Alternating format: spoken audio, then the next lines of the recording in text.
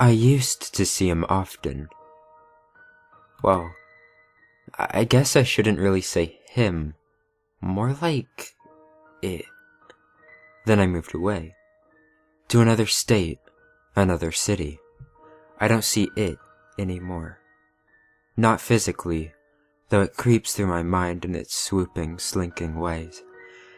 High up in the air one moment and sliding across the ground the next, over and over and over, its limbs propelling it forward.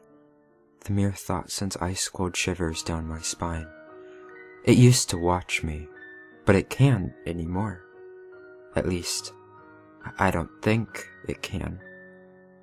I wouldn't be surprised, however, to wake in the early hours of the day when the sky is still dark and look to my window to see those eyes, those teeth. See it smile, that awful smile. I hope I'm dead before that day comes. I hope I've seen the last of that monster. When I was little, I lived in a small suburban neighborhood. It isn't the kind you're probably thinking of. Big white uniform houses all lined up in perfect rows with green lawns and 2 garage doors. No, my neighborhood was much older. It was built sometime in the 50s, and every house looked different, but most had started to fall apart. The people living there were hardworking and honest for the most part, and their hard, long lives showed on their faces. No one really talked to anyone else. That's one of the only things I didn't like about the neighborhood. My mother always said that the neighbors just liked to keep to themselves, that they had nothing very important to say anyway. Looking back on it now, I think that they did have something important to say. Something very, very important. I saw it for the first time when I was 8 years old, during the summer. It was very hot that season, unusually so compared to all the other summers I'd had since then. So I'd stay inside most of the evening. Then, after lunch, my father hooked up the sprinkler we used in our garden and our backyard. I excitedly got into play clothes and rushed outside, into the blinding sun. Those were the days. Those innocent days in the sun where I just played without a care. I had no idea that I'd soon be missing them. So I was outside, running and laughing and jumping through the cold spray of water when I saw it. At first I didn't notice it. It's just a rustle in the bushes. Then the crack of a branch and I looked up. Something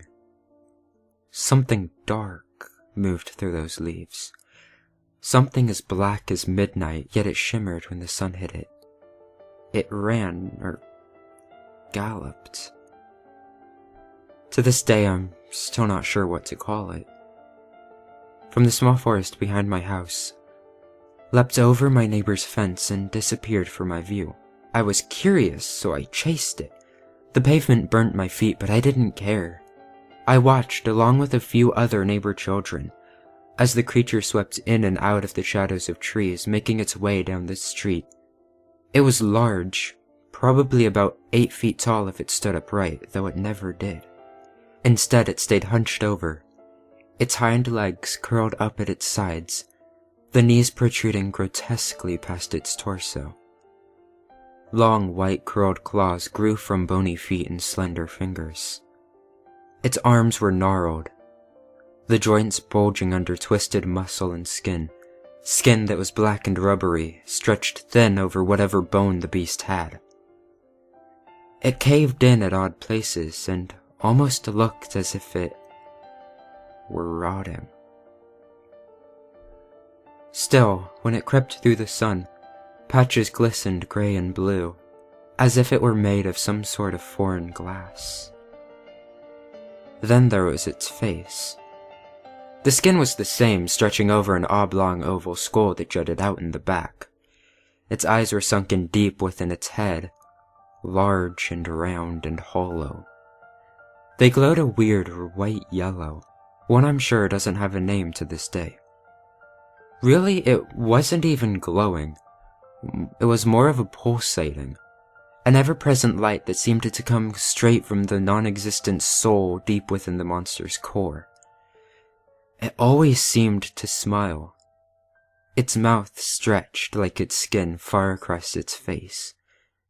You know the expression, grinning ear to ear.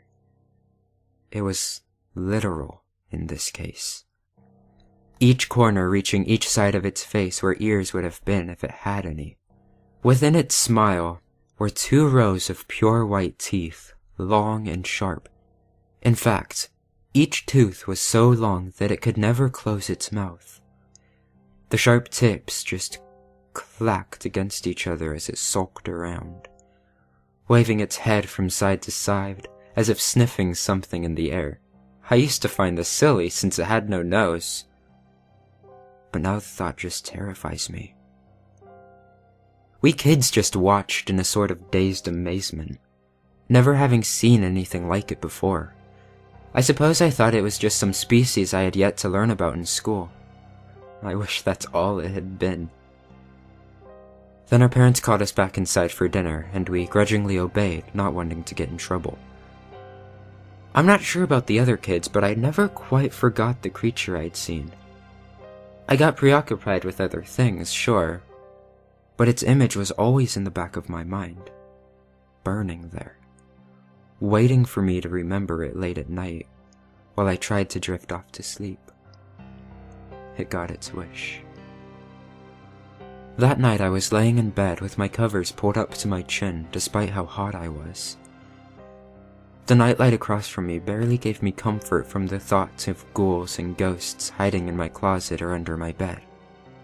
Then the beast's image slipped into my thoughts. I gripped my covers. It hadn't scared me before, yet I'd been only mere feet away from it.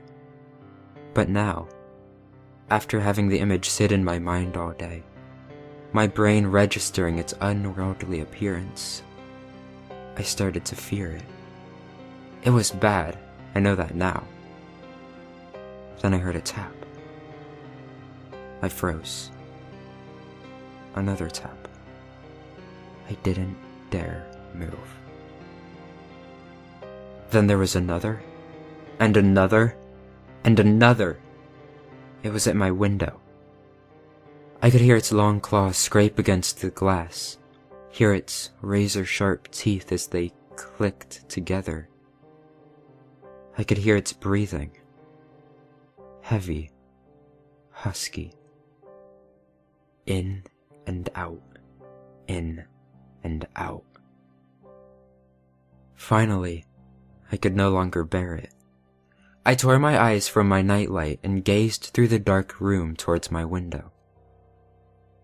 It smiled when it saw me, an impossibly huge grin that split its face in 2, white teeth glistening with saliva, gleaming eyes seeming to pull every fear from my conscious and unconscious to the surface. I screamed, but by the time my parents rushed into my room, it was gone. No trace of its existence left behind. They said it was just a nightmare. It wasn't just a nightmare. I never saw it in the daytime again, but I saw it every night. After a week, I stopped screaming. I just cried silently in my bed. Then after another week, I stopped crying. It knew I was scared. I wasn't going to give it the satisfaction of seeing me tremble. It wasn't until it found the lock on my window that I was truly terrified.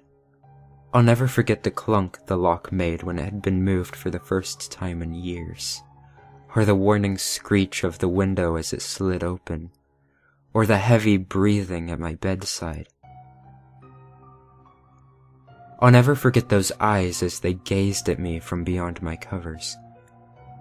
It knew I was scared. It thrived on that. It wouldn't leave me alone. Everyone says I went crazy, but I didn't. It just wouldn't leave me alone.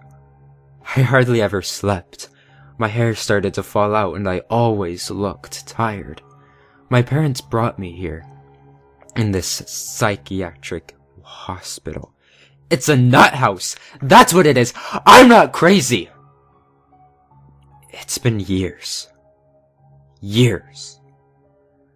The nightmares still happen when I do sleep, so they keep me here. I suppose I like it better this way, though. After all, the monster can't get me here. You know, the funny thing is, I can't even remember where I used to live. I can't remember the state or the city. I can't even remember the country.